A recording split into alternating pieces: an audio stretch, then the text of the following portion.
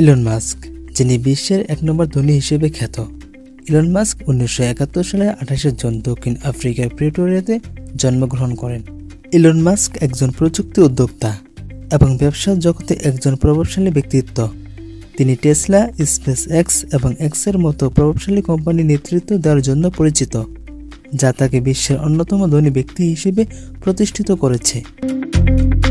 Elon মাস্কের বাবা ছিলেন একজন তড়িৎ প্রকৌশলী এবং মা ছিলেন একজন মডেল ও ডায়েটিশিয়ান। ছোটবেলা থেকেই ইলন মাস্ক পদার্থবিজ্ঞান ও অর্থনীতিতে আগ্রহী ছিলেন এবং কানাডার কুইন্স ইউনিভার্সিটিতে ২ বছর পড়াশোনার পর পেনসিলভানিয়া বিশ্ববিদ্যালয়ে অর্থনীতি ও পদার্থবিজ্ঞানে পড়াশোনা করেন। ১৯৯৯ সালে ইলন মাস্ক জিপ2 প্রতিষ্ঠা করেন এবং পরবর্তীতে x.com, যা পরে পেপ্যাল এর সাথে একীভূত হয়, এর মাধ্যমে অনলাইন ব্যাংকিং জগতে প্রবেশ করেন।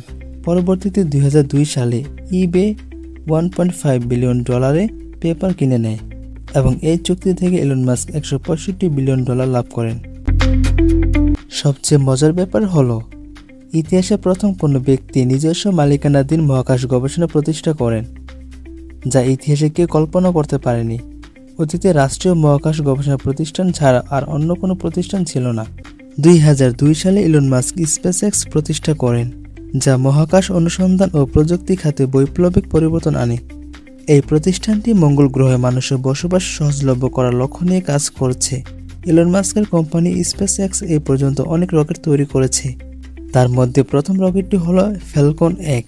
এটি একটি ছোট ২ পর্যায়ের তরল জ্বালানিযুক্ত রকেট, যা পৃথিবীর কক্ষপথে ছোট উপগ্রহ উৎক্ষেপণ করার জন্য ডিজাইন করা হয়েছিল।